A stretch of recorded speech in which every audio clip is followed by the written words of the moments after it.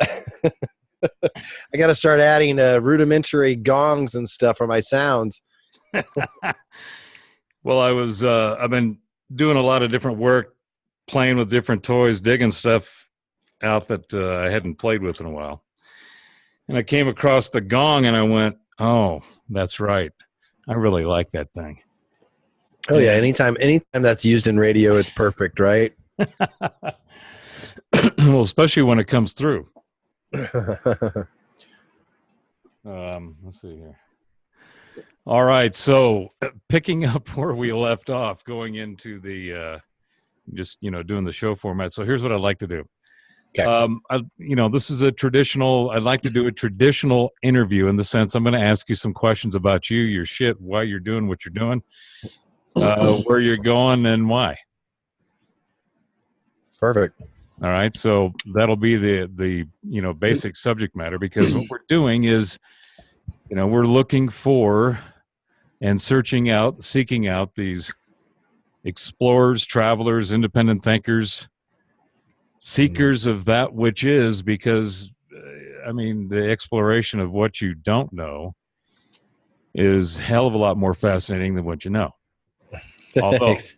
Although they can both be extremely fascinating, especially when you do that self-examination thing. But the reason people like you and me and all these other independent folks are decided that I always had an interest in this. I've always had some kind of proclivity to go, what is that? And when I come across it and find it and look at interesting things, it's even more amazing than I thought and imagined in my mind of first conceiving it or experiencing it. And to me, that's one of the things that, just puts wind in my sails, floats my boat, and makes me go down the road and pick up nuggets. That's awesome. That's true. That's the addicting thing about it. It just feeds itself. It's a self-feeding thing. So if that works for you, I'm going to set the timer here. Whoops, I'm on the wrong one. Where'd you go? Got to keep an eye on this, because you're supposed to sound like you know what the fuck you're doing. At least on the airwaves. So I'm going to tune up. Tune in. Tune out so you can tune in. I'm going to dial in. Let's see. We got everything going good here.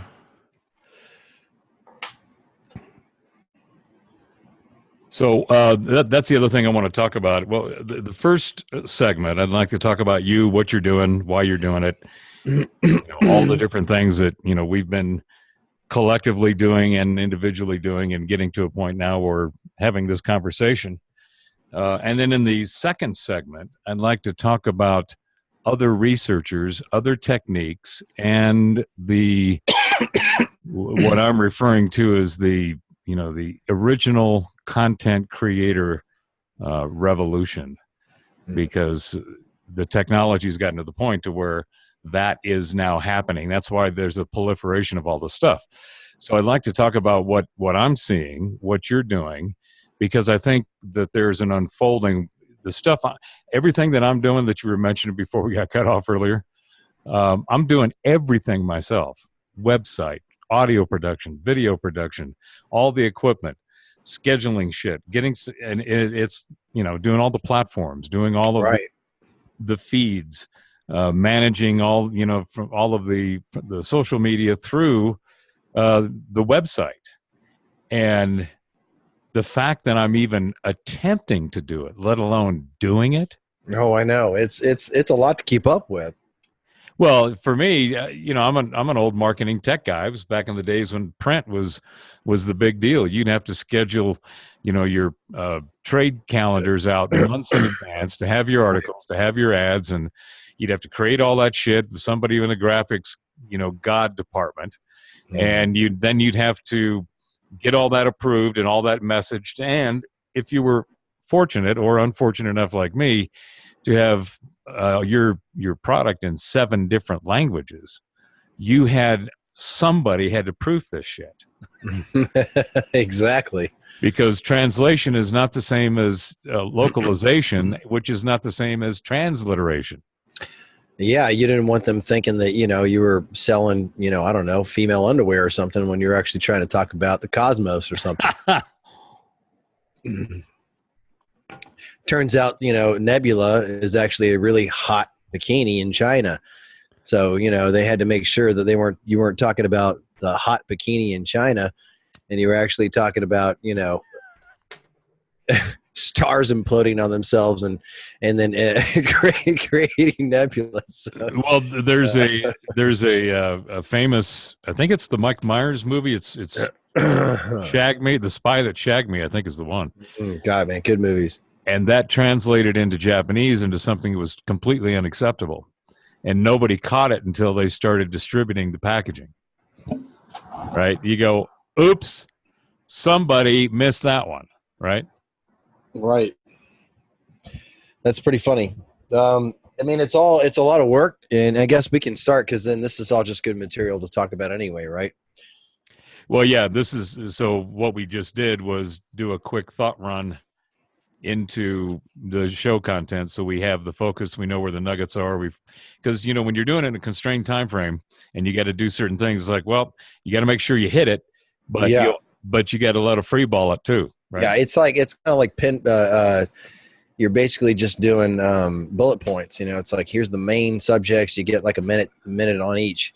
But I would I'd say that's a good subject to talk about. Like you said, what's happening that's creating the environment that gives us the opportunity for content creators to emerge, the tools that they're having, the things that are happening in tech that are allowing people the freedom, what that means to freedom, what that's doing to the systems of control. And then also, the information that's coming out, right? Because we're in a way, we're bucking against also conservative and academic kind of viewpoints that have also been kind of locked in. And so what's that doing to the general public's idea of reality? So I think that's something to talk about within this framework. Save it, brother. You're spilling the beans right now. Keep that all tucked in there and let get to the show. All right, stand by 1 second. I'm going to add one monitor so I can have a little better view. Hold on. Okay. That's the fun thing about having all these toys. When you said you could do it, I was right in the middle of doing yet another, 15th reconfiguration of setting up shit. And I went, oh, fuck, yes. Okay, now I got to do a show. Boom. What do I got to do? Oh, fuck, I disconnected everything. Yeah. I'll be right back. All right.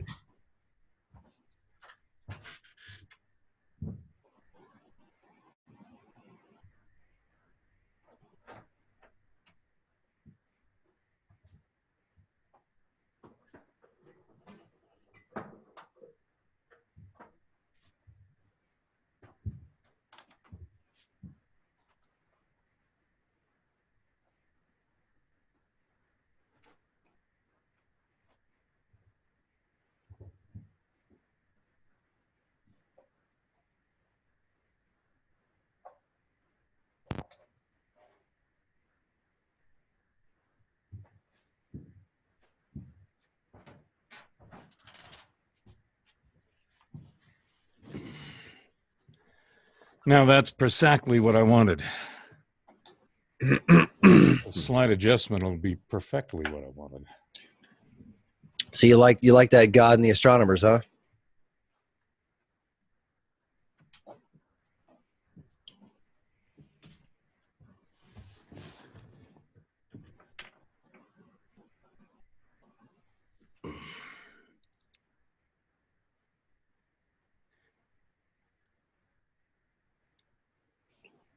Oh yeah. See, that's the thing about Jesus. When you're an old geezer geek, you sit there and you go, well, might as well play with this.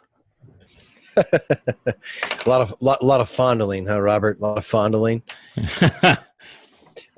You like that God? You like that God and the Astronomers one, huh? Yeah, well done, exceptionally well done.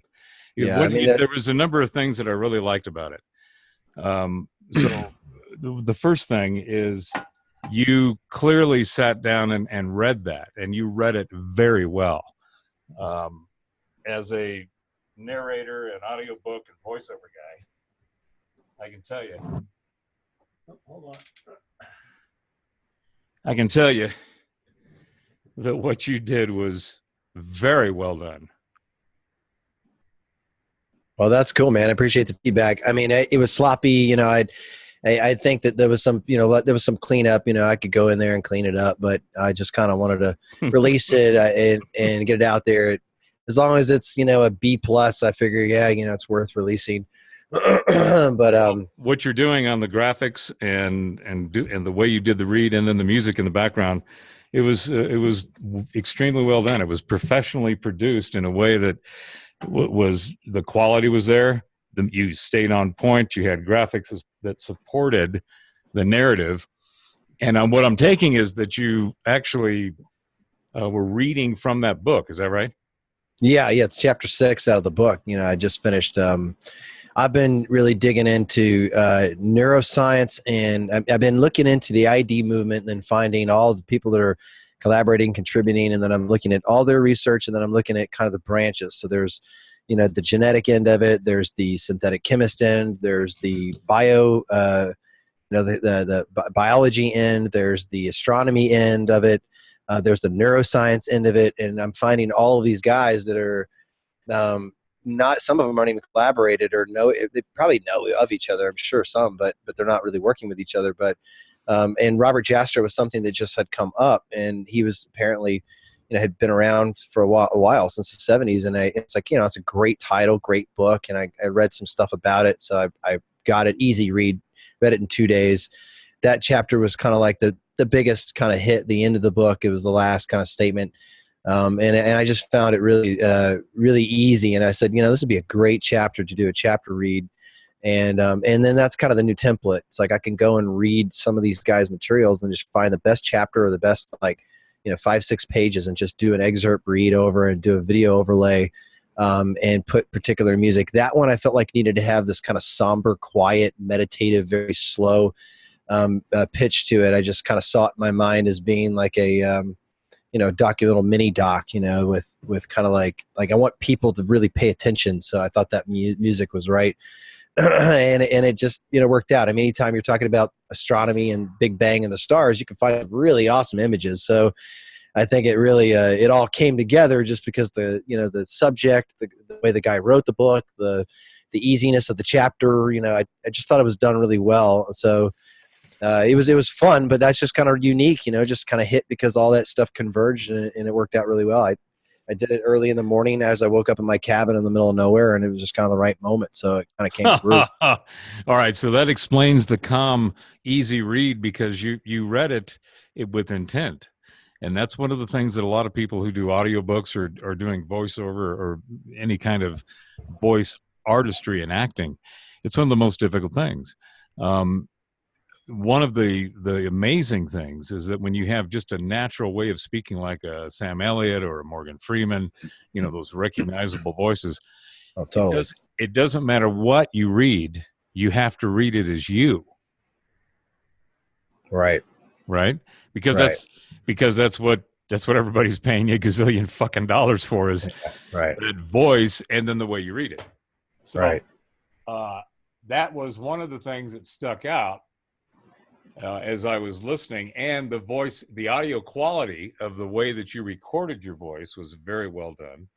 Much, much better than majority of a lot of people who are trying to do this for a living. And that's an honest opinion, and that includes me. Doing the Nexus shows where it's just me talking has been a whole nother fucking wake up. Yeah. Okay. It's tough. You're facing yourself, and it's like, am I, you know, I have 3 shows that I did on that night that you couldn't make it. I actually recorded 3 or 4 things, and that was the first time I was like sitting down by myself trying to like look into the mirror and just talk. And I was like, this is weird, you know? So it's a different mindset. You know, you have to be an actor in a way of you know, you have to kind of know what, you know. I think the key thing for me, at least, what I'm finding is that you have to be authentic enough with yourself and have enough ideas that you can do a streaming consciousness rant with, that you can kind of connect. Now, doing the first episode for the Nexus and just basically trying to explain what it is and why, there was a couple of times I started sliding down a rabbit hole. I was like, "Whoa, wait, come back up!" And I'm trying to do it live as an interaction, as a conversation, because that's authentic, right? Yeah. So, and it demonstrates, at least, if nothing else, you've got the ability to stream and spew nonsense from your consciousness nonstop. And two, if you're lucky enough, you've got, you're throwing enough nuggets on the table to where you can connect them or make some random association that you can then say, well, what does this mean? What could this possibly be? And that's where, to me, the exploration is some of the most profound, fun, amazing, mystical, and magical, because when things connect that you didn't know could or didn't know did, then you start seeing some amazing shit. And that's why I called the show The Nexus, because the Nexus is where everything has some type of connection, some kind of intersectionality. There is a relationship. If nothing else, just the energy that makes it what it is a connection. Yeah. Right. Yeah. Well, let's knock out this first half. All right, let's do it. So we've heard I've got the intro. I've already gone through your bio and so forth, and told everybody who you are and you're coming in to the Nexus. And I'll do a 3, 4, 2, 1 kind of thing, and we'll be recording. We're recording right now. And then I will just snip the intro and the greeting of welcoming Josh Kintai to the Nexus. All right? Perfect. And then we'll roll. I'll take the lead, and I'll throw some nuggets out there and let you go chase them. Hell yeah, man. Ready to play. I'm ready to play tennis. I'm ready to play tennis. You ready to throw it around a little bit? All right, let's do this. And listen to that awesome music. Isn't that incredible? I'm going to pull some stuff from the library, and I'm thinking, that's the other thing. Have you seen Jerry Seinfeld with his comedians in cars? Yeah, I do remember that. Yeah. So his latest one is with Eddie Murphy. It's like 40 minutes long. It's on YouTube. It's all over the place. You'll laugh your ass off. It's great show. But his whole thing is he picks somebody he's going to take a ride with, and then he selects a specific car that he thinks represents that person. So with Eddie Murphy, I think it was some done up Porsche. It was badass, and it was funny as hell. Is they got the car cams, and they're showing them going down the road, and they're yakking away, and they eventually end up at some place and eat and chat some more and whatever. But as they're going down the road, the suspension on this thing, these guys are bouncing like crazy. And it's like boom, boom, yeah, boom. Yeah. And I'm looking at it going, it doesn't look like a fun ride to me, but it sure is pretty. Oh yeah, hell yeah. It's fun when you're in the seat, but it's Yeah, absolutely. All right, my friend, let's do this. So that my point was, to finish that little squirrel, is that he selects cars that represent the comedians. So I'm going through my library of music, and I'm trying to select things that I think are right for the show. So the first couple of shows have been, in this cosmological consciousness of swirling around in a field of imagination. And so it's been very ethereal. And so far, it feels like it's working. This show, I think we're going to have to do something just a little bit different. And I'm not sure what that's going to be, but I'm looking forward to it. Oh yeah, man. The fun thing is that once you dive in, it changes. You don't really know what it's going to be, but every piece of it is fun along the way. So it's just fun. It's fun to dip into the unknown and see where it takes you. All right, let's do this. All right. In 4, 3, 2, 1. And welcome to the Nexus Nextcast with our guest, Josh Kintai of Ancient Amnesia. How you doing, Josh? I'm doing fantastic, my friend. How are you? Well, I'm above average, but I'm getting better.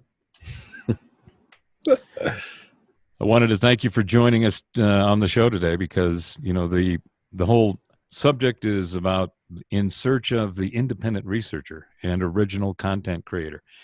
And as I've been talking about on Rocky Show and some of the previous Nexus shows, and including the one with Jeff Harmon we just did, there's an amazing opportunity going on out there in the world of content creation. And I see a lot of people like yourself, independent travelers, explorers, researchers, seekers, coming out and saying, look, I've had some interest in these kinds of subjects in this particular area of expertise or subject matter domain. And gee, with all this technology, I can just really get on it and I can really explore it and I can educate myself. And as you go through that education, you find yourself coming up with all kinds of crazy, amazing things, which I think kind of points to what you're doing with Ancient Amnesia. Tell us about Ancient Amnesia and how you ended up where you're at right now. Well, you know, you're right. I mean, it's I think, you know, humans in general are just passionate creatures that like to get their hands in everything, you know, and I think that anything that gets developed, you're going to have people just jumping on it, becoming masters at it, advancing it, and that's the beautiful thing about humanity. One of the things that we do really well is we take things, we make it better, we advance, we learn from each other, and we're all artists at heart. We all have this, you know, passion to create and passion to express ourselves. And you know, you're an artist, you're a guitar player, you do all kinds of other things, but we're all basically trying to express our passions in every way possible with the little time we have.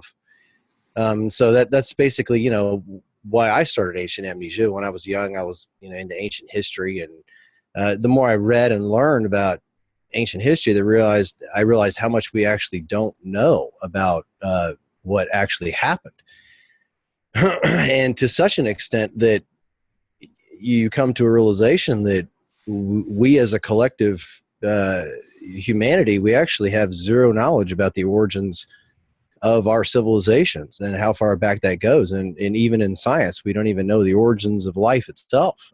So there's much more mystery than there is answers to everything. And so as I began researching and learning and getting things, you know, stuffed in my head, I just felt that I needed a way to share this knowledge and document it and kind of reserve it for other people to go back and have kind of a line of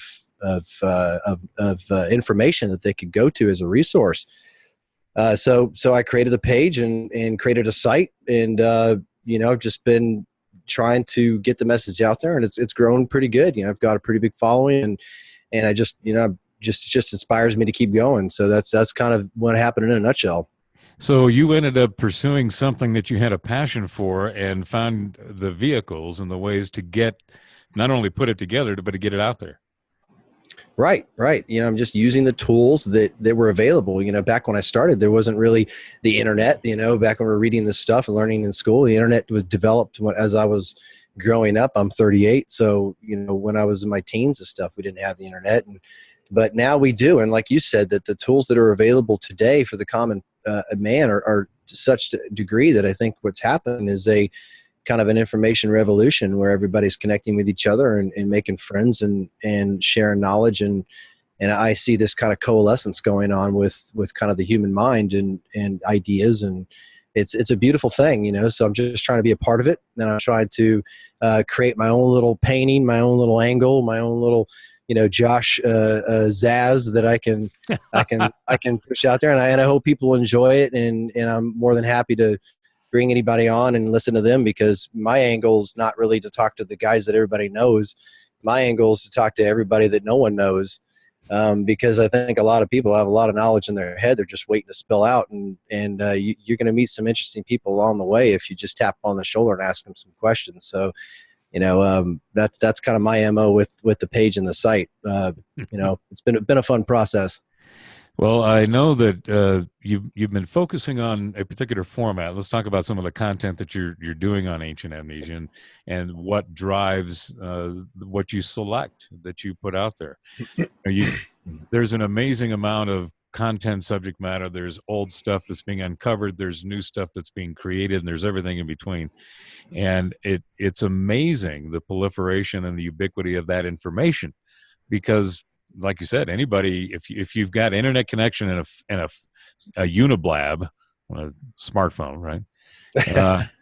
You Right. have literally access to an information source that is so vast that I don't think that, at least in a terrestrial sense, anything like that has existed before. Now, I know that you, in the Ancient Amnesia side, you've touched on Atlantis and Mu and ancient civilizations and ancient continents and so forth.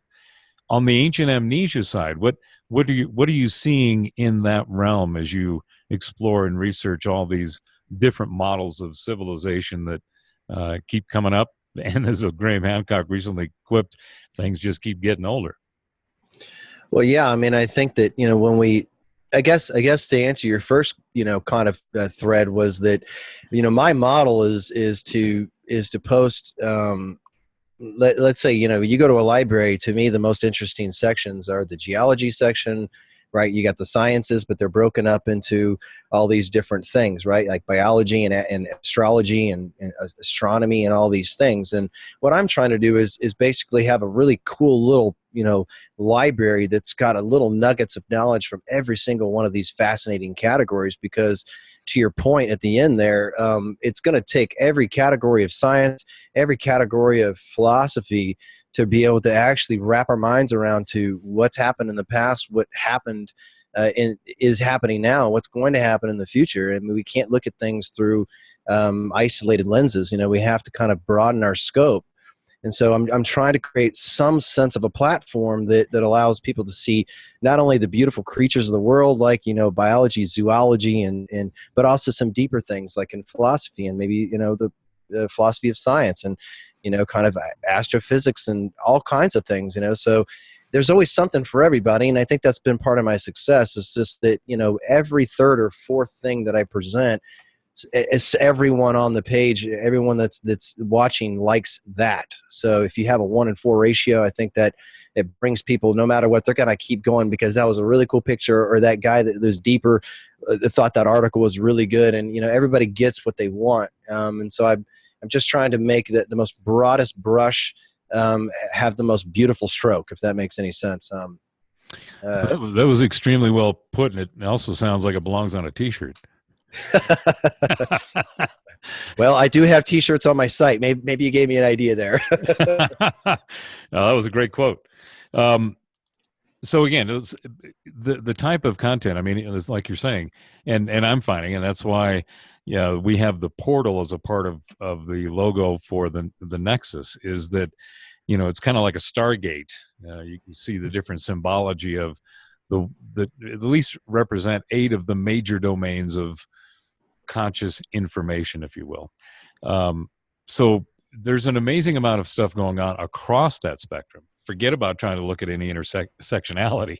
Correct. Yeah, you're exactly. That's the point. Because but there again, we go there because we can. It's like, well, it's going to take some cojones to dive deep into this, and you're going to have to keep your nuggets on the table, because they can easily fall off or get knocked off or just vanish in some cases. Yeah, you're right. You're middle of a discussion. It goes, what? Where am I now? Yeah, and what's happening, like that with the dizziness, part of the dizziness is coming from the fact that information is moving so quickly that there's no time to actually digest it. I mean, as much as you think you're getting it, you will find, and this has probably happened to many people listening to this, and myself, yourself included, that you'll discover some brand new thing that's years old in terms of even a video that was posted, and you're like, how have I never heard of this?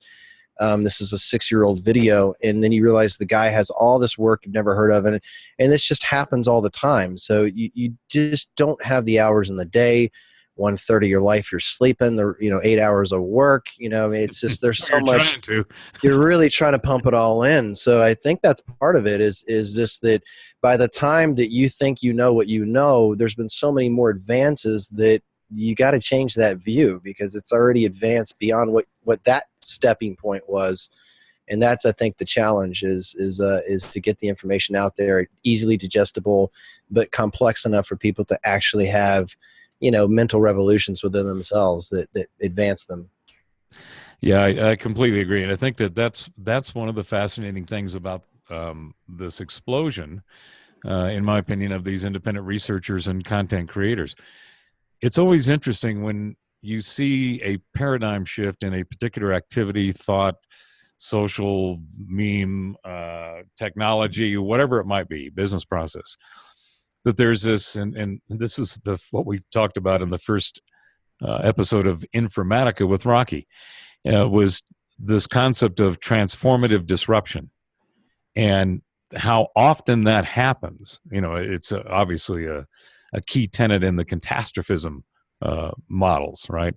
Right. When there is a disruption of a transformative nature, like, I don't know, asteroid, comet, something coming in and smacking into us. Well, don't you, one of the funny things is like the saying is the eggs got cracked to get the chicken, right? Well, the dinosaurs turned into chickens, didn't they? That's what they say. Well, if a Tyrannosaurus Rex changed into a chicken because a comet hit, well, there's your egg has to crack to get the chicken scenario right there. So there's your kind of catastrophic, cataclysmic, kind of abrupt change model. In that old saying, right? I mean, yes, and that reminds me of an old joke. Which came first, the chicken or the egg? I have no idea. Neither. The rooster. Anyway, yeah, done with the chicken jokes. Although I did hear one more, and it was what do you call a hen that knows how to counter eggs? A mathma chicken. Oh man, you're a dad, Robert. I figured you'd use that once or twice. It's definitely just got added to the dad stack. Yeah, you're just gonna have to get a bigger belly on you. That's a dad joke. Yeah. So the content, and I consume it. I see it in my feed. You're on my see it first checkbox, however they do that. And I've really enjoyed the eclectic nature of the different things that you're posting. You're covering everything from biology to ecology to archaeology, geometry even. And I noticed that you have a particular penchant for enjoying the intelligent design, atheist group of like-minded people who really enjoy your company and participation. Can you talk a little bit about that? I think so. This is a personal devious endeavor of mine. I like to challenge people. Like in a statement, this is what I say about the general atheist idea is intelligent creature created by universe claims universe not intelligent. And I really don't understand how there's an argument going, because the argument itself requires intelligence, and everything that is real is actually form of thought, and conceptual, and yet we're stuck on this idea of materialism. And so, but in my opinion, really the biggest revolution that's happening apart from all of this, let's say that one of the biggest sleeping giants that is existing in the information revolution that is now occurring, we're in the middle of, and we're going to see develop and bloom, is this age-old, and I would say 150-year-old at least. It goes older. I mean, even the Greeks, but in general, really heavy push with this materialistic, Darwinistic religion versus science. There's a huge cultural undercurrent that exists in this particular realm that is, I think, probably the biggest sleeping giant under the belly of the information revolution. And I think that science is finally having to catch up to what ancient philosophers, mystics, you can name them a million ways, shamans, theologists, and even religious people in the past, some people like Aquinas and all kinds of people in the past that were saying this stuff all along. And so science likes to think itself as advanced, and science likes to think itself as finally ripping the truth, from the hands of the biblical minded people and gaining dominance. But what they're finding is very surprising. They're finding that a lot of the things that existed in the past actually are true, and that they're actually kind of like having to admit it, and that's a very uncomfortable position for them. And I'm just having fun, kind of, I guess, throw fuel in the fire of that, and show that it's through science that we are going to have a spiritual revolution. And I think that's a beautiful thing. But I think that's the biggest undercurrent that's going on in the cultural arena right now.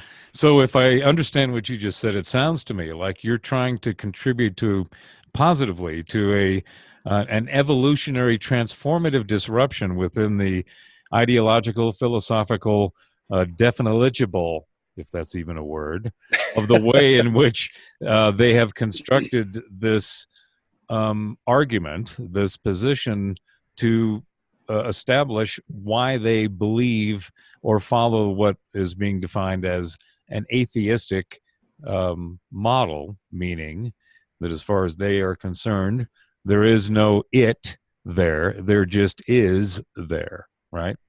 There is no consciousness, there is no separate entity, intelligence, willful intended existence of being that exists. Everything simply is because that's what it is. There is no it in the is. Yeah, correct. I mean, there's obviously a motive behind every action that we would call material, guiding and informing and coding, structuring. There seems to be this kind of force of will that can't be described. And and if you think about things that are science, right? Like Newton's law of gravity. Well, gravity is not really something that's material, is it? When we think of what science considers real, it's all things that are really not real. I mean, they're all just energy and kind of things that only math can describe. You can't actually see these things. You're just looking at how they exist on these, more conceptual levels. So, it's something that people need to, I think, really think about more. And I think that they need to try to get to a point to where they can connect with the sense of the gravity of reality and in their own way. And I think that's going to be the challenge, is as we pull ourselves out of these religious kind of structures, we're trying to create our own sense of who we are. And science is going to help us do that, but science itself has to first come to terms with what it's actually discovering, and quit denying reality, which is, that there is some intelligence behind this fabric that we're calling material. Well, to me, and that's part of this amazing revolutionary thing that I'm waxing on about. There's always pain in growth and change. There's always obstacles and challenges and so forth. But if the change is at least allowed to unfold as it naturally would, with that at a minimum a positive interaction with that change as it relates to you and to whatever the subject matter is, then things happen, much more. There's more smoothness, there's more harmony and flow in that change. However, when you start trying to go against the flow, or you stop, or you try to resist it, or you even try to push back on it, that's when things start getting, should we say, interesting, right? Yeah. And depending on which side of that you're on. So I think that part of what we're seeing is, and I tried to get to this point earlier, and I think I swung in a miss. One of the beautiful things I see in this, the technological enablement of individuals to find information, do something with it, and then put it back together and put it out there, is probably one of the most liberating and freeing expressions that humans have, that they experience, because I think it happens just as an artist, just as an individual. Just if you don't make any living from your artistry, but the passion and the power that's in that experience that you have with that artistry is so intense, it doesn't matter if anybody else like it. In fact, it should always be that way. It's what you how you feel about it. But that same passion, that same experience, I think, is what a lot of these independent researchers like yourself have experienced with gathering knowledge, with being able to find the information, find that knowledge, take those nuggets, put them on the table, spin them around, smack them around, examine them, figure out what's going on, and come to these enlightened realizations of what you thought you knew and what you didn't know, and the stuff that's in between. Things you speculated on, things you had some kind of imaginatory, whoa, what if, right? Because those are some of the most awesome ones. So that is a part of this independent research content creator wave of energy that's coming through. The second part that's really cool that I squirreled off on that I missed is the fact that they are given this opportunity, taking advantage of this opportunity, and they don't have any rules. Right. There's nobody telling them Yeah. this is how you do it. Well, I mean, you get, people talking about production, little detail shit and all that and whatever, but nobody's telling them how to go find the information, how to do the analysis of the information, and then put it together. So it's a free balling, independent research information extravaganza of original content, and that to me is, I don't tell you, man, it's got my juices going. It's a house party, Robert, and we're all just doing keg stands, but that's right. I mean, I think what the information age has done is it's set the mind free. It's set the collective human mind free, and we always think of wisdom as the attainment of experience and knowledge, and I think that people are getting wiser a lot faster. I mean, it does look like there's some degradation, but that's because we've opened Pandora's box. We've able to see everything that's dark and inside us, and everybody that's dumb has a camera, and everybody that so we get to see the worst and the best, but we get to see it all, and if we choose, we can be a part of it, and that's what's exciting, is that if we want to tip the balance between the quality information out there to the trash information out there, well, you need to, if you feel that way, then pick up a mic, grab a computer, and get yourself an account and start recording yourself. Because people will listen. And it's like you said, truth is a harmonic. It aligns you with your path. When you do things that are passionate and you seek information that expands your awareness and your sense of self, it's a golden thread. And I think that happiness is pulling on that golden thread, no matter where it leads you. And I think the age of information and this idea that we can all be content creators and share information has given people a lot of opportunity to pull on their golden thread and find out what makes them happy and have a voice. So it's exciting. And, to me, it would be a waste to go through this experience in my life and not be a part of it. That's one thing. I think there's also this legacy idea. I think that, if we all know that if we post this stuff and if we put things out there, that somehow, some way, it's just going to exist, far into the future beyond my death. And there could be somebody, 100 years, just like we pick up ancient philosophy books or we look at ancient history books. Did you think that Thomas Aquinas would think that Josh Kintai, be, picking up his book and reading it in the year 2000 on an airplane flying to Hawaii or something, So, but just imagine what the future may hold to this information that we're presenting today, or who may hear it in the future. I feel like that's also kind of a cool, aspect of it too, is it's timeless. It'll always be there and someone will always find it. So, it's a beautiful thing. I think people should look at it, take advantage of it, and jump on. And, so in a sense, you're paying it forward. You're paying it forward. Yeah. Well, yeah. Well, and you get to see yourself. So, it helps you look at yourself too. Speaking of, we've just got about a minute left before the break here, Josh. Speaking of paying it forward, I've seen the pics. I've drooled all over the place. Give us a little update on the Kintai Ranch out in the beautiful Texas countryside. Well, I probably wouldn't have any of this passion driving me if I wasn't connected to nature in some way. I grew up on a small piece of land. I was never really raised in this city, and so I have a very big connection to the land and Texas in general, Central Texas, and so my family's had land passed down since they helped develop the state back in the day, and so it's kind of my job to go out there and put a little house up there and create my own space. And it's been a 5-6 year project. We finally got it early this year, and we've been developing it, and it's just been a dream, man. I mean, it's my church. That's where I go to plug in and recharge and get the juice for stuff like this. And so it's great, I got to tell you, brother, you did it right. You married an incredibly gorgeous angel of a woman, and then you go out in the woods and build a place to live with her. I'm just saying, I'm just a little on the Robert, you're welcome to come down anytime you want, buddy. Be careful what you offer. All right, we're going to take a quick break. We will be right back in a few minutes with Josh Kintai of Ancient Amnesia. Stand by. All right, we're out. Cool shit, man.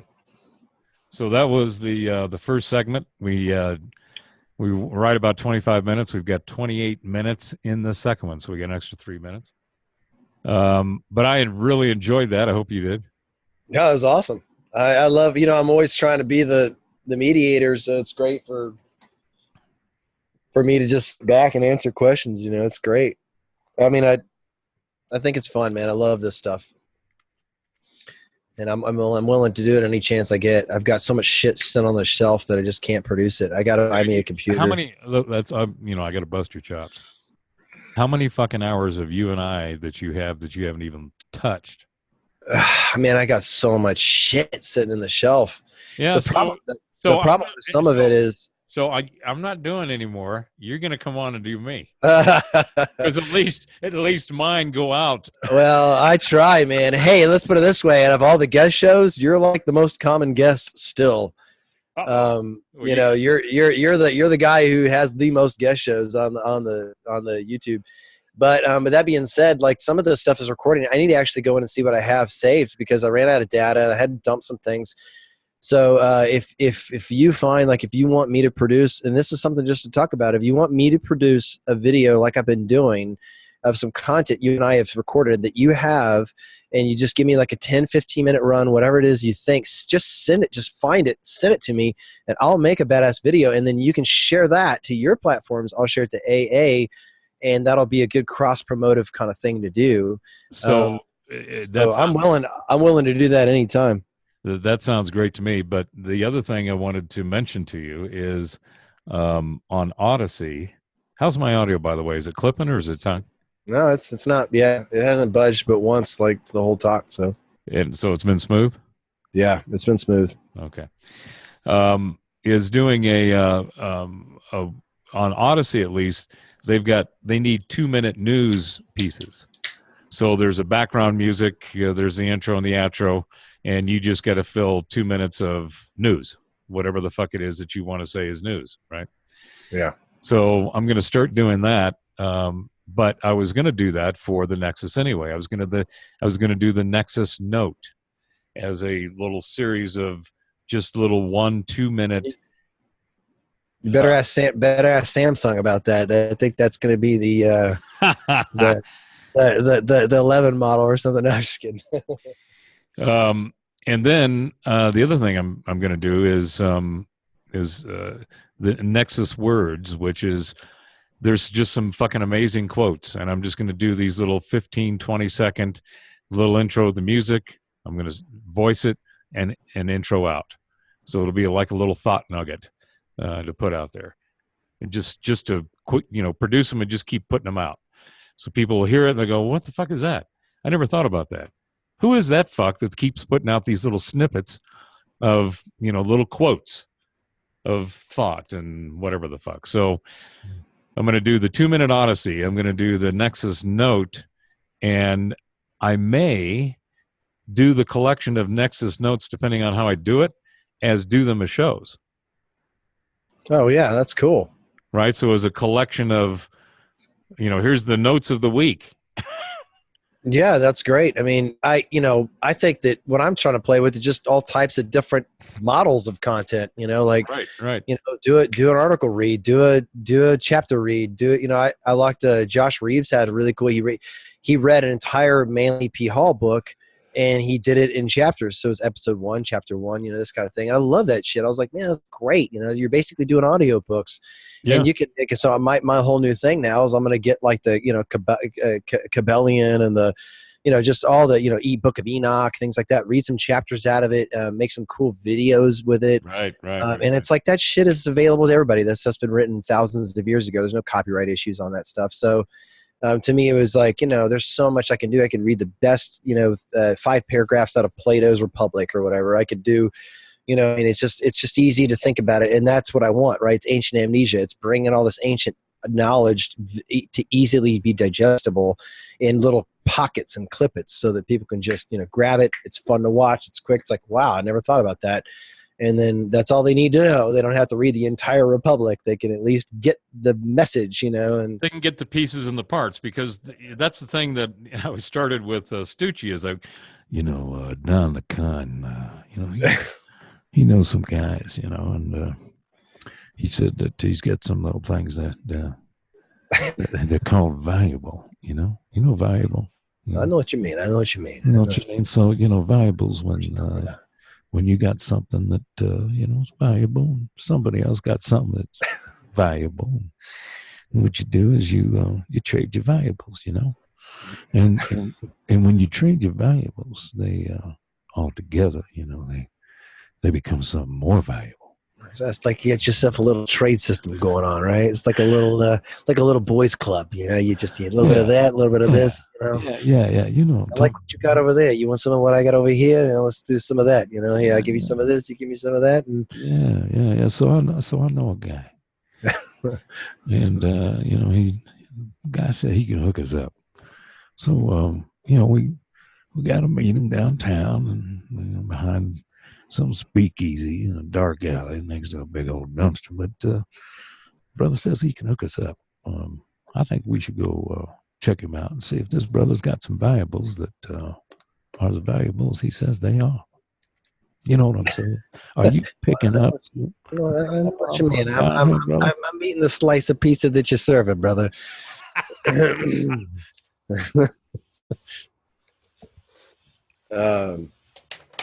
Well, I got to tell you, so we're having a conversation. We got into, I think, exactly what we needed to. I think it was just right. It was fucking awesome.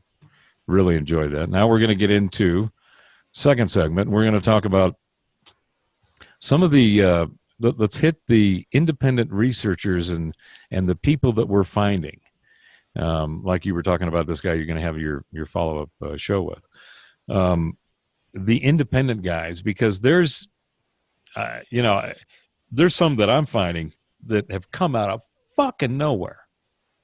And like Robert Edward Grant, this guy is just blown my hair back. And he's been around for a while, but I haven't dug into his bio, but he's doing some. He's pretty. I mean, he's up there. Nassim Harriman, his recent interview was fucking amazing. The lady on YouTube, what's her handle is New Earth. Holy fuck, is she doing amazing work? The guy at the observation deck, phenomenal work. John Levy, amazing shit. And you sit there and you go, where the fuck did and a lot of them have been around for at least a few years. That's exactly what I was talking about with the last segment. Right? So let's get into this. Let's go down this road. Yeah, this is cool. Here, I got some water here.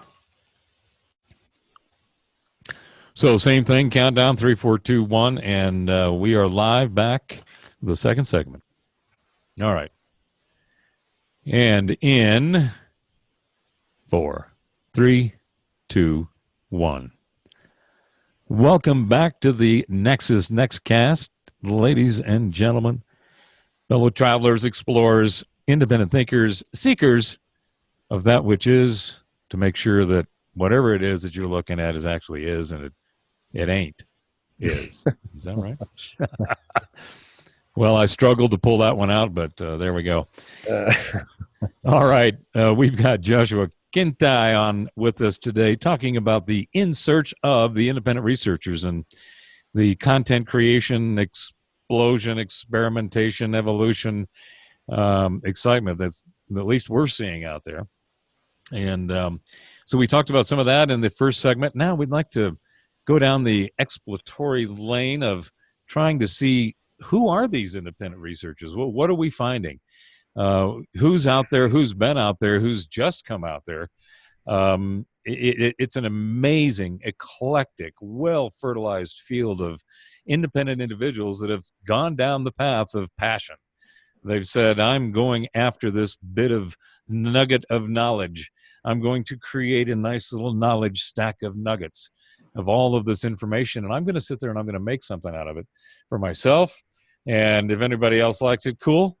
But I'm really interested in making this amazing amount of information something that I feel very close to, something that I feel some ownership, some responsibility, and at least accountability for my interpretation of it. Because at the end of the day, everything is everybody's interpretation. Everything is speculation. Art is objective, subjective, speculative, personal, and it's passionate. Knowledge, logic, reason, critical thinking, those are all extremely passionate as well.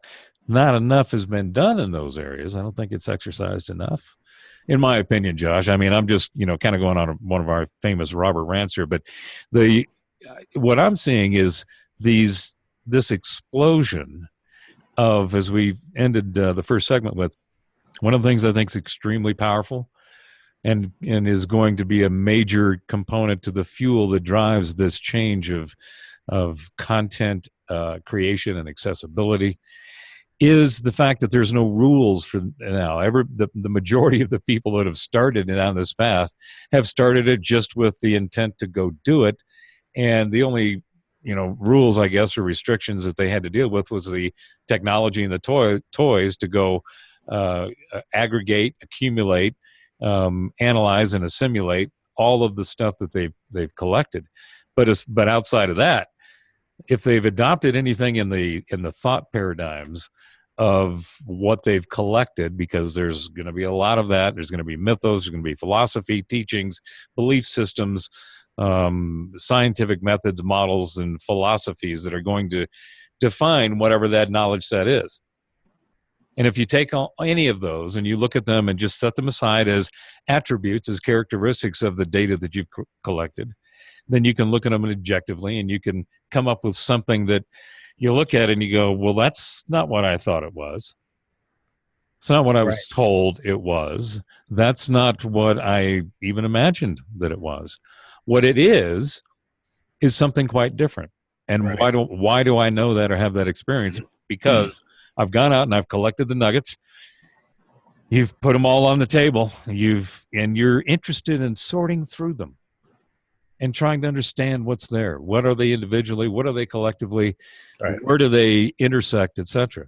So the one of the most powerful things of this coming content creation explosion is that it's going to be a bunch of free balling, no rules, here it comes, content creation. And it's coming from more and more people with a passionate intellect, with enough integrity to really put together some profound and thought paradigm changing theories, hypotheses, content analysis, etc.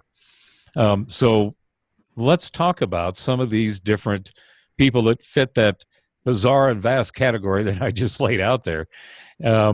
Because I got to say, the people I run across that I know, and knowing what they know, the fact that there may be a few thousand people that know about them in the world blows my mind.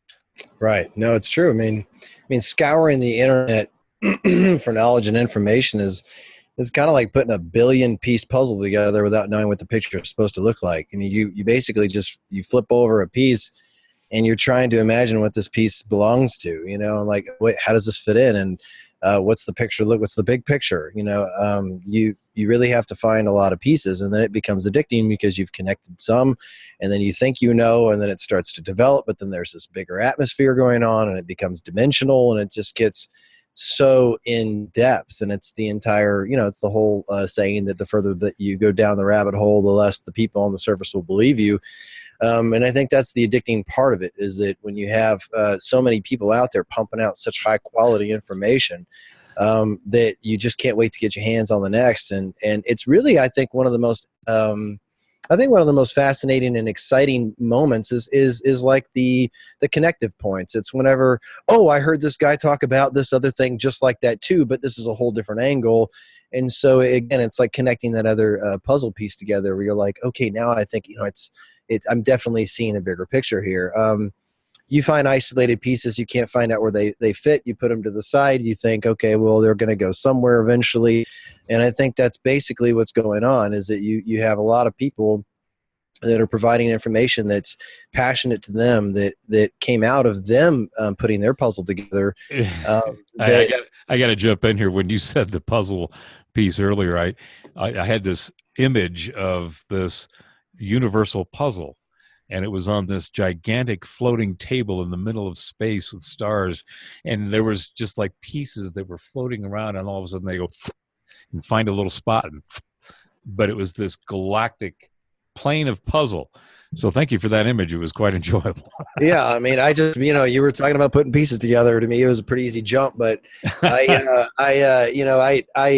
think that's what's going on. At least it's a good image to go by, because the collective humanity, and if you look at it, you know, if you really want to get out there, you think the collective humanity is basically using the information age to all together play this billion-piece puzzle game, where we all don't know exactly what's going to actually show up whenever we put them together. And I think that some people, they invest in a picture that isn't developed yet, and they don't want to look for more because they're starting to see a picture they don't want to see.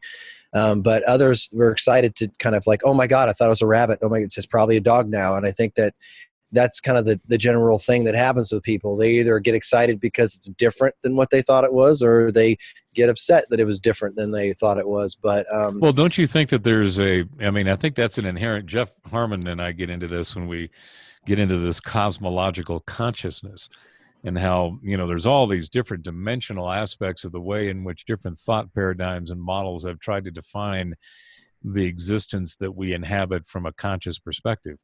And there's some fundamental things that I'm kind of lining up with and enjoying the ride in the lane in that model, in that, one, it's all consciousness, two, it's all energy, and three, it's all cyclical.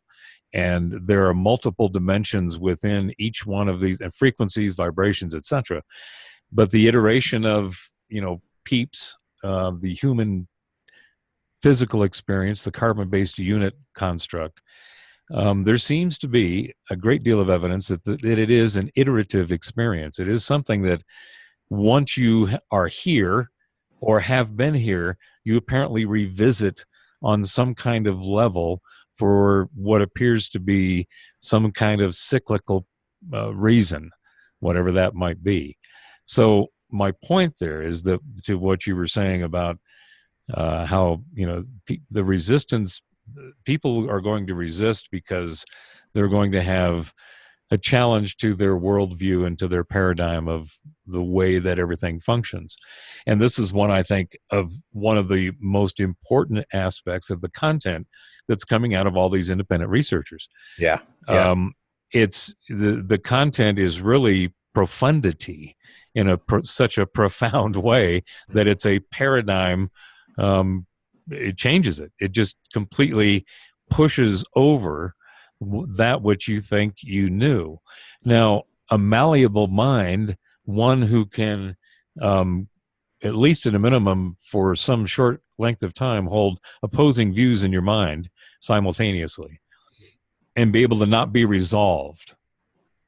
Not being resolved, not having a definitive answer on anything, is a really powerful tool to enable you to not get screwed up. Yeah. Well, I mean, it's just called reality. I mean, Yeah, you think? we don't know what happens when we fall asleep. We don't know what the day is going to be like. We just don't know. And I think Right, that right. coming to terms of becoming comfortable with uncertainty is, I think, the first step. If you can't become Right. comfortable with uncertainty, then you're going to lock yourself in a box and you're going to try to over control. But the internet has shown us, and these content creators have really helped provide us with just the overall arching understanding that there was so much out there that we had yet to even know was even existing. Not alone, new people coming up with knowledge and stuff, but just wow, our education was pretty limited and it was very controlled. And I think that's one of the first things that's happened. People are waking up and realizing, wow, there's so much out there that was wrong, was untruthful, was assumed. Yeah, and one of the things that's unsettling to a lot of people is when you pull back the covers and you find out that it was wrong, and then you pull back the sheet and you see why it was wrong. Then you can get a little ground off. You can get a little chapped ass and go, look, so what you're telling me in this document that is a official stamped establishment information and documentation, that you purposely went in and erased the history of a culture and their interaction with the remaining that you did leave. So you purposely did this, and you did it because you didn't like these people. Now, when you run into things like that, and it's across, pick a discipline, there's all kinds of crazy ass shit. In fact, speaking of that, before we started going down a list, did you hear, this whole climate debate, right? Oh, yeah. The whole climate change thing. So you know who Michael Mann is, right? Yes, I do. And Tim Ball. And did you know about the lawsuit that they were engaged in? I did hear. I don't know the details, but I know. All right, let me fill you in. You're going to love this. Man's been under some fire, but rightly so. So Tim Ball made a statement that, based on Mann's research, that he felt essentially that was flawed, and in order to prove that it's flawed, he needed the research. Mann countersued for defamation. They ended up in court. In court, Ball's lawyers demanded the MIC research, all of the data, which they said could prove Tim Ball's comment was truthful and not slanderous. So Mann was ordered by the court to turn over the papers. He refused. He refused. Gee, wonder why. He refused to return over the research and all the data, and therefore Tim Ball won in court. So in order to protect the information that Mann had created, that Tim Ball questioned, he had to pay all court costs. So it didn't cost Tim Ball anything. Michael Mann lost the court case because he refused to turn over the data, and it cost him the entire court proceedings and costs. Now, I'm completely on the grand minimum cycle wagon. There is ample proof to me that we are in a cycle that is exactly the opposite of what officialdom has put out there. So, of course, yeah. I'll use that as a segue to talk about one of the first guys that I think is just outstanding. Great stuff out there on the internet related to climate, Tony Heller. If you haven't seen him, go to YouTube, Tony Heller, and extremely well thought out, mature cat, does science. He does the science. He puts the data out there. And I think that his work is exceptional. So an independent researcher doing his own stuff, putting out his own content, doing a fabulous job. And another one along those lines is, of course, Ben Davidson over at Suspicious Observers. His daily morning on-the-clock review of all things going on in the world as it relates to the telemetry in the cosmic, both the solar and the geocentric data that we watch: electromagnetism, earthquakes, KP index, solar flare, solar winds. I mean, everything, all the telemetry and analysis of it. Ben does one of the best jobs out there. So there's two independent content creators that I think are doing. They are setting a standard going forward.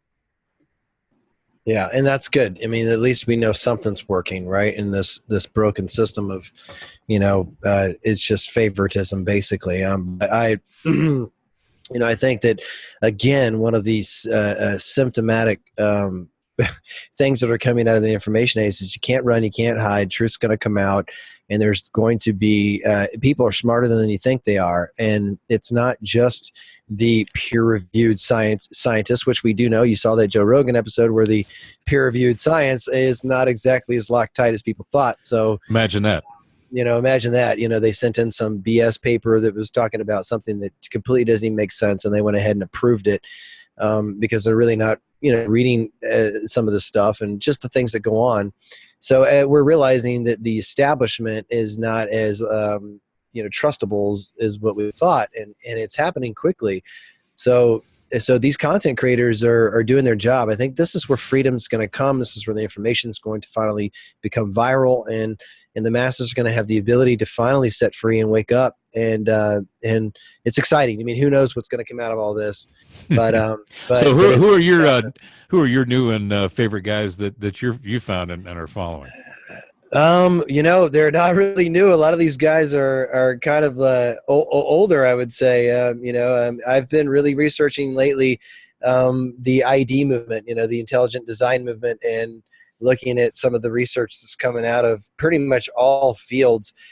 Michael Egner, who's a neuroscientist out of Stony Brook University, recently blew my mind because he was basically showing the data, and this guy does brain surgery operations. This guy's very well known, is very highly acclaimed, and he's got some talks basically talking about the end of materialism and through neuroscience, that the difference between the mind and the brain. We know that materialism always says that the brain creates consciousness, and neuroscience can prove, science can prove that's not true. And he's coming out with data showing that, you can keep splitting the brain up, but people still have the same personalities. They're the same person.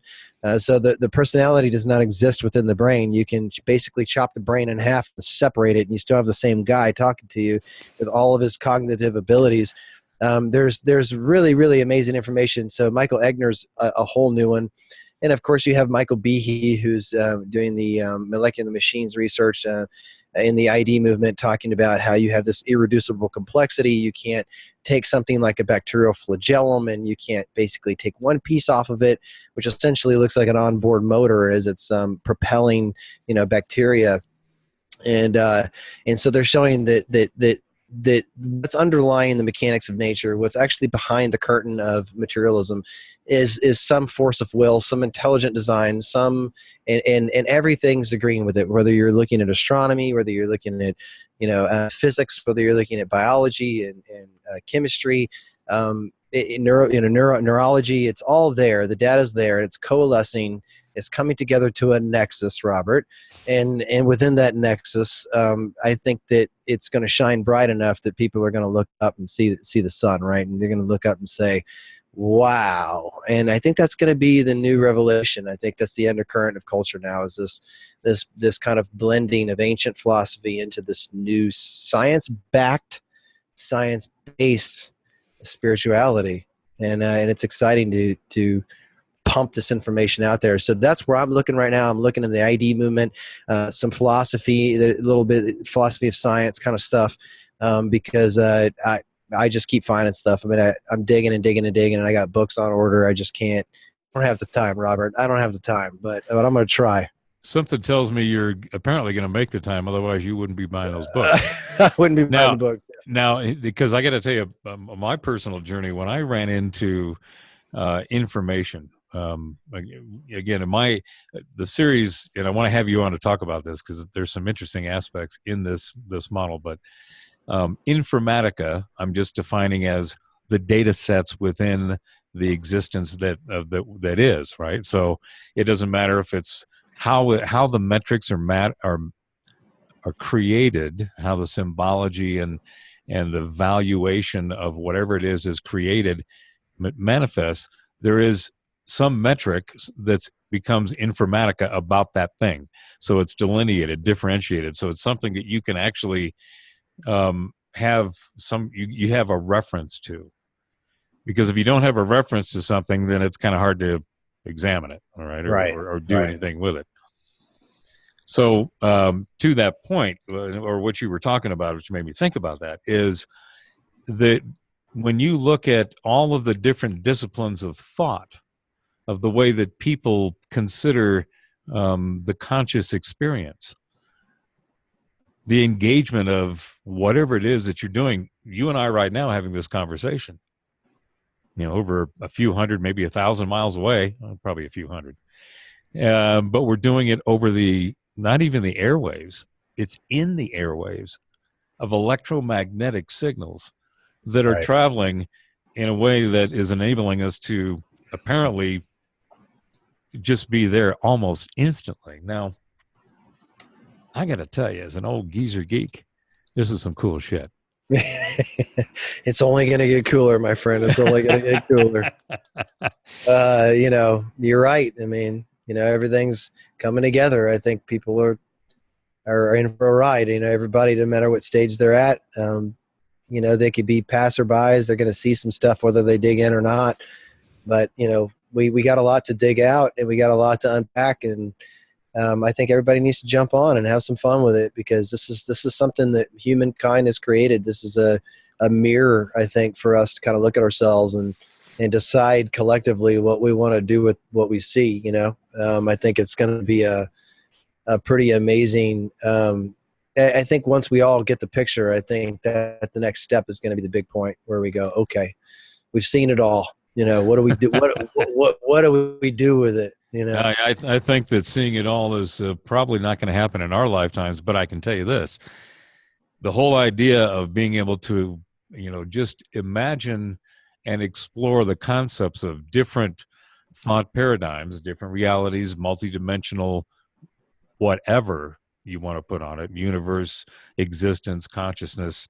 I mean, you can pretty much wrap anything around whatever you want. When you say multidimensional, you say, okay, in what way? Right. But I think that being able to be free enough to explore the available information, being able to have the tools that can allow you to go on the journey to go look for this information in the nuggets, and being able to then collectively share it in a disconnected but digitally dined in model is how this whole independent research thing is going to take off from a creation and delivery perspective. The stuff that is going to come out of all these different independent researchers' thoughts and ideas and what they're doing, and then putting them on tables with other nuggets of other individuals like we're doing right now, I think that's just going to be, it'll just explode in a way that it's like, oh God, now we got another paradigm. But this one's actually sounding pretty good. Yeah. You know what I'm saying? I know exactly what you're talking about. It's it's just going to be one of those things where I think it's going to grow to a point where even the control systems are trying to silence, this stuff.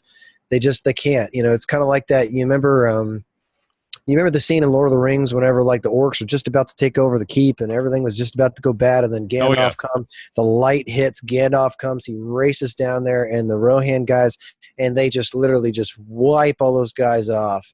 And I think that's kind of, a good imaginary scene of what's going on with this whole this whole content creator push versus establishment, silencing, because with the internet, so much is happening so fast they cannot keep up with the the censorship. They can't do it, and it's gonna push so hard where the wall break free. And then so I'm hoping that, and that's why my message to anybody out there, like, start a channel, present the information that's in your head, get out there and get your voice heard, because that's just another thing for them to have to then come and try to stop. And that the more we can get people out there saying the truth and saying what they think the truth is, the better. I think everybody just I completely agree. I think that the grip has slipped and they're losing it. Josh, we're at the end of the show. We've got about a minute here. Why don't you tell everybody where they can find out more about Josh Kintai and Ancient Amnesia? Awesome. Guys, go to Ancient Amnesia on Facebook. Great group. I hope you like the content. We also have a discussion group. Robert's also a big part of that. You can talk to us personally on that and give us some ideas on what you think about the universe is all about. You can also go to my YouTube page. Please subscribe, Ancient Amnesia Podcast on YouTube, where we try to produce as much content as possible. Love your feedback on that. We really just want you to be a part of it. So reach out to us and talk to us, and we'll respond, and we'll welcome you with warm arms, man. So we just hope everybody enjoys it. All right, awesome. Thank you very much for coming on today, Josh. It's always a pleasure. I know we've got hours in the archives that we've done that we could dig out and just throw out there at any time. Oh yeah, there'll be more coming. So it's just a matter of time. There's nothing like original content created by independent thinkers, travelers, explorers, and seekers, because that's what we're all about here at the Nexus. So till next time, folks, thank you very much for coming and joining in the Nexus Nextcast, where interesting people talk about interesting subjects and have interesting conversations. Don't forget, we are all one in many, and many in one. Till next time. All right, we're out. That's great, man. Awesome, dude. Thank you so much, dude. It was a lot of fun.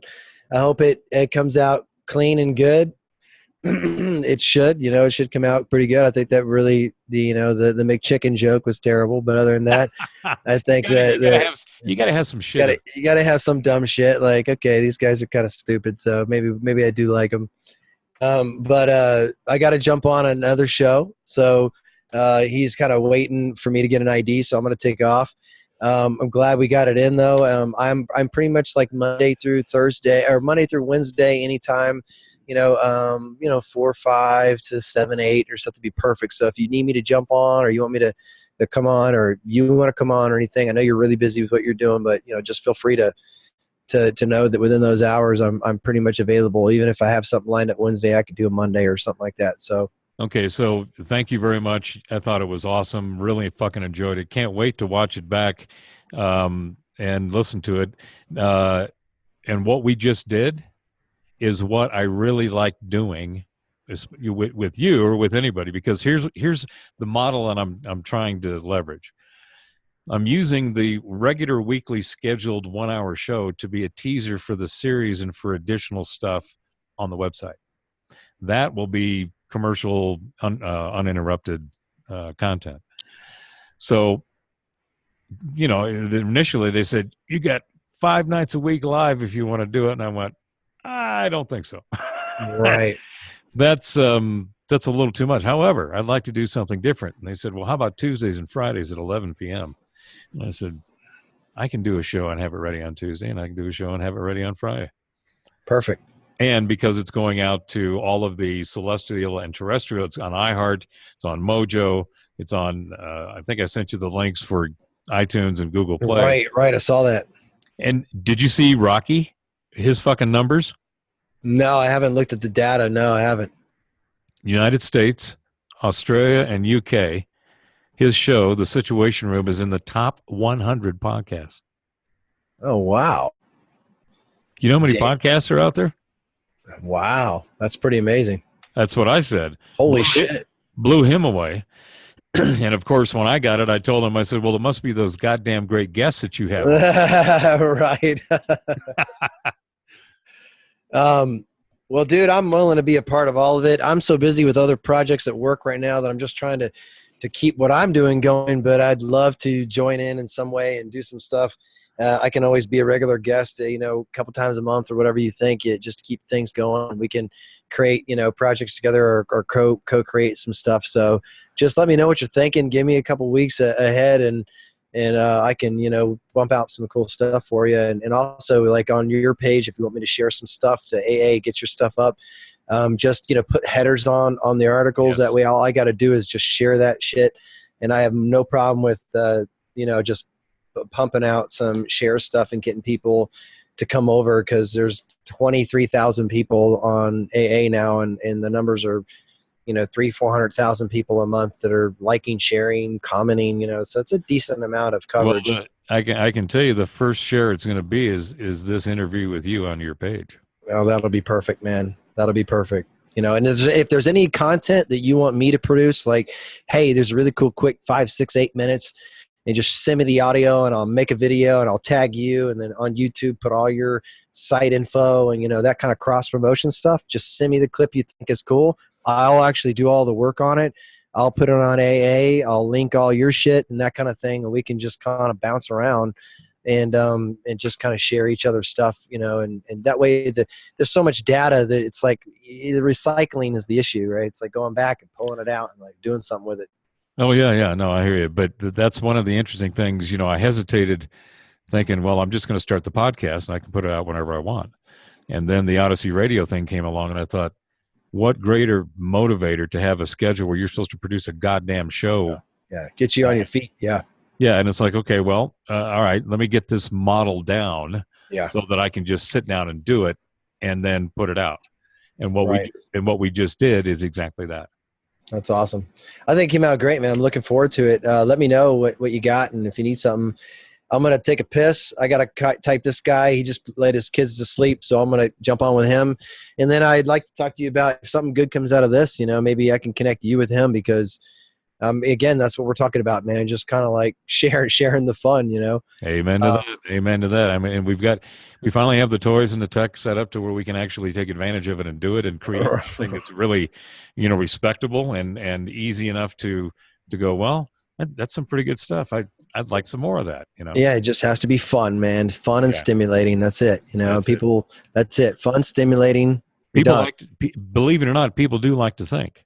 Yeah, they do. It's especially when there's cool shit to look at and there's cool stuff to talk about. You know, and to and listen to, and it's not just a couple of yo-yos doing a fucking who was that? Ren and Stimpy or whoever the hell that was.